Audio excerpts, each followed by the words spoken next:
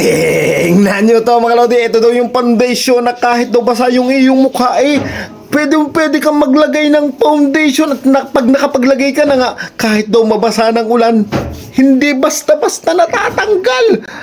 Ang galing naman yan. So titingnan natin kung legit yan. Susubukan din natin, okay? Let's go! So mga lodi, at ito na nga yung ating kailangan. Ito yung foundation na kahit nababasa pwede mong gamitin. Yung iba nga nakikita ko naliligo nagpa-foundation. So ito, buksan na natin at titingnan natin kung legit ito mga lodi.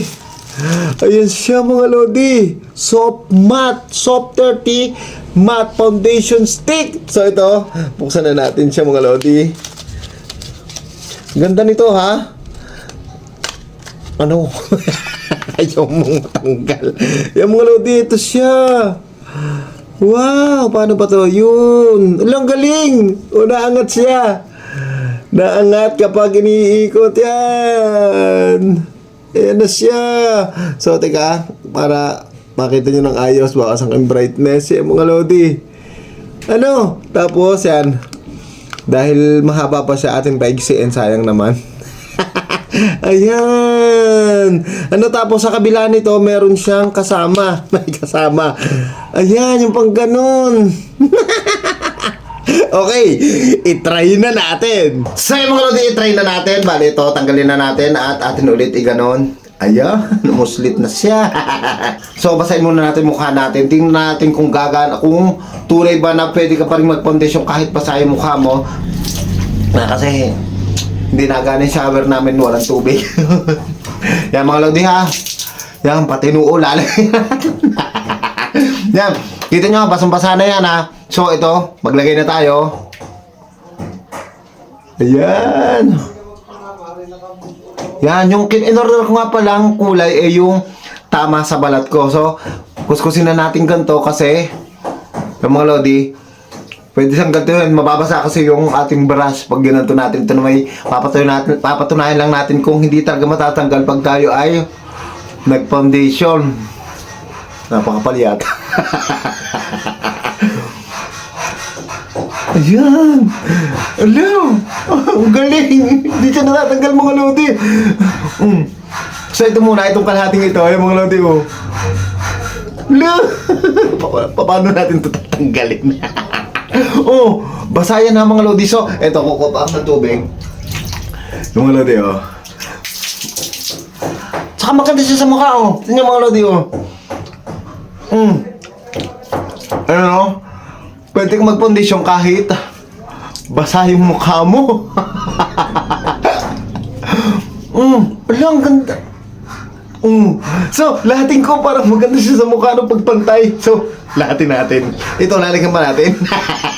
Lagyan na rin natin itong kabila para magpantay siya. Yan, lagyan natin. Ang ganda niya ha, yung in-order kong kulay, bagay lang talaga sa aking balat. Ayan mga lodi, so isara na natin to. Tapos, atin itong kuskusin.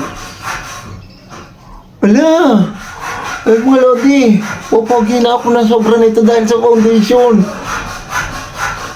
Eh, pati noo. Para patay ang kulay. Wow, ha? Siyempre, lalagyan din natin yung ating leeg pag tayo naglagay niyan para pantay. Wow, mga lodi, oh.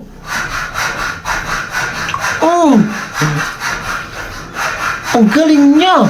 So, basahin natin. Tingnan natin kung matatanggal pag ating... Wow, ang ganda sa mga tao. Parang... Pumogi lalo ako,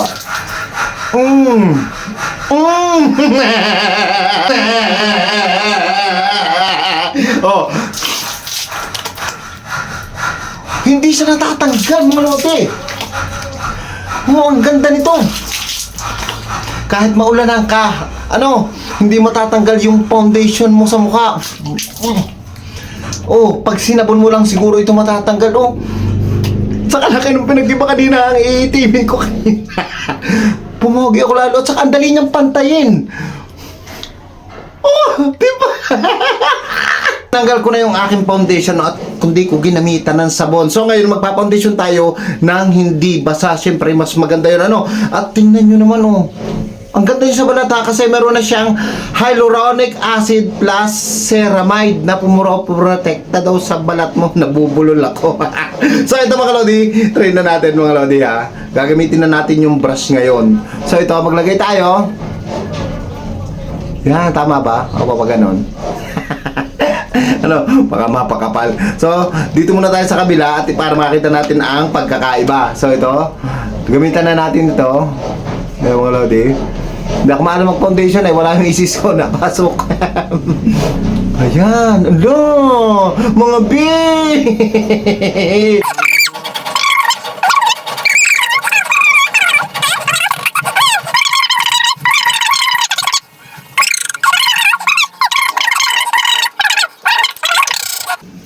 Ayan na siya. Compare nyo dito. Simula di para sa akin, okay na okay ito. Tingnan nyo naman, oh. Talo akong pumogi, oh. Siyempre, kayo pa rin ang bahalang humusga kung gusto nito. Ang link, ilalagay ko sa comment section at sa box na yan.